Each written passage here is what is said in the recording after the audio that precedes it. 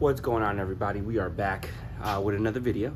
This time there's a couple little things going on, but first and foremost, apparently the city came and I can't have my truck there because it's an unpaved part. So as you guys can see, I have too many cars. 1, 2, 3, 4 in my truck, and then I don't want to start encroaching on people's neighborhoods. So what I'm gonna have to do is quite possibly bring that in here and move my working space to out here and move my motorcycle. Or just put it here in the driveway. So, but with that being said, anyways, that is the dilemma we have, what we're thinking. So it is what it is. Hopefully none of the neighbors, complain or anything.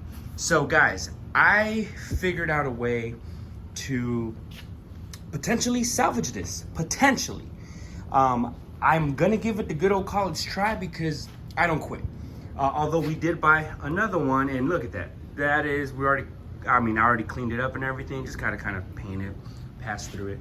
I'm going to, essentially what I saw a video.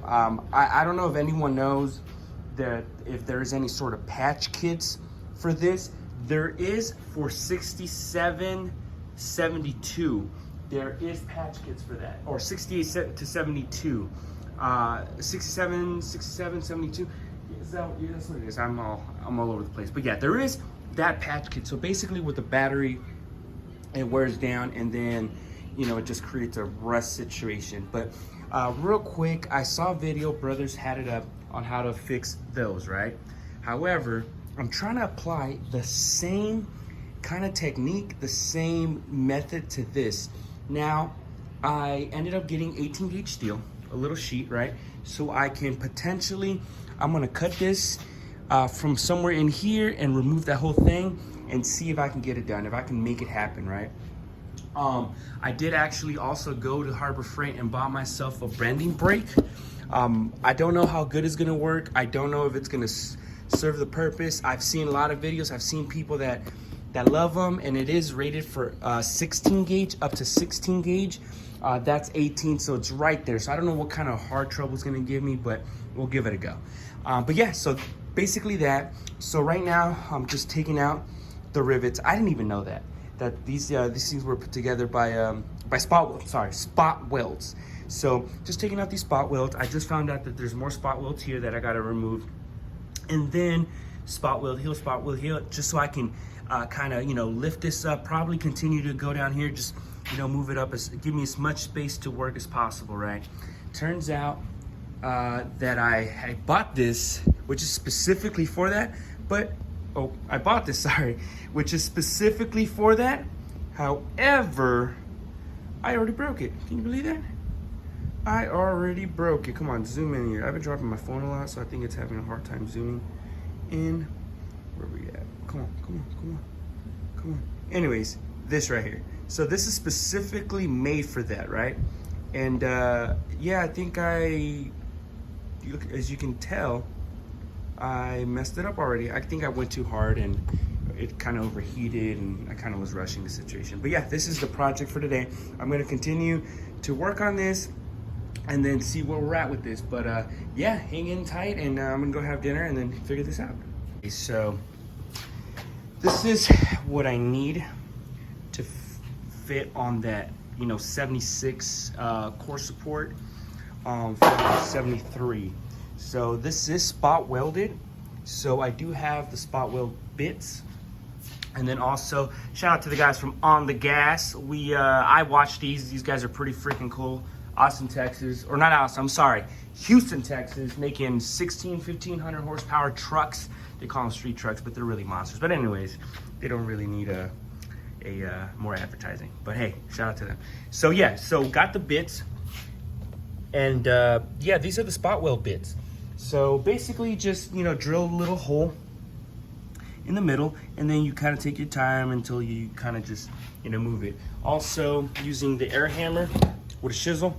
This air hammer with a chisel, and this Harbor Freight, and $12, and literally is amazing. There's the part number right there, but yeah, totally freaking amazing. And yeah, so that's kind of where we're at right now. So it's basically one, I need this one off, and those two. But since I already did that one and I already know where some of the spot welds are, and how to actually do it the quickest and easy. It shouldn't be too hard. So, alrighty, I'll show when I take this one off. Alrighty, so got the last piece. So we got it.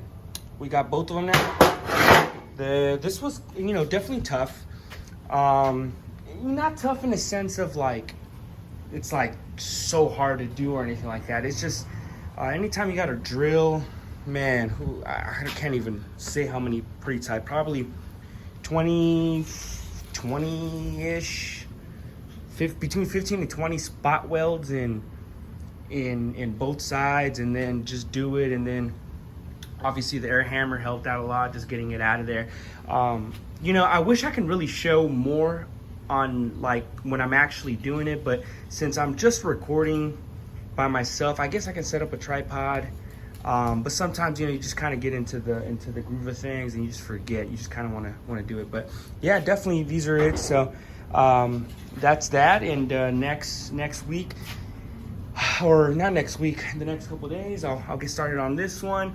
What I'm gonna do is same thing. I think I'm just gonna remove the spot welds first all the way through, and then from there, you know, and then just go ahead and attach them to that. So we're not all the way. So it's later in the night.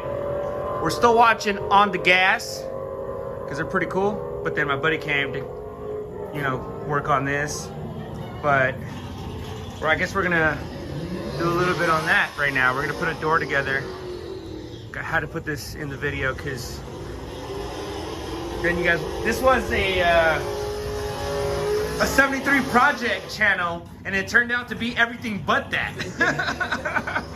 But so yeah, we're still working on that thing. Exactly. So the city said I can't keep this on unpaved ground, so we'll show the city. Looking abandoned. Exactly, looking abandoned. So we're gonna put the door on, probably the fender too, and then I have the hood on there, so it won't be so abandoned. It'll actually look like a square body. Yes. All right, everyone, here it is. We have finished. We're done installing the rails, the brackets to the 73 grill. So again, recap, we took, this is from a 76, took out the rails, the grill where they mount, took those out. Then we, you know, then took the 73 out, and then now we welded them on. We fitted it, welded to the 73 rails to the 76 core supports. So look at that, didn't come out too bad. There's a couple areas we could have done a little bit better on. I could have done a little bit better on, but overall, super good. It looks like it's gonna fit, you know. So yeah, doesn't look like anything happened if you don't stare too long at it, right? So that's it. That's how you kind of do it. Will I ever do this again where I'll flip it? Honestly, I might just buy a brand new one, but I'm glad I know how to do it now. This was out of kind of necessity in a weird way. It didn't end up being any cheaper than buying a new one, maybe 20 bucks or so, but it did end up, and then it looks good. It looks good. We are pleased. So whether it's gonna fit or not, we'll have to figure something out. But it's ready to go. All right, here we go, guys. I guess one last little clip.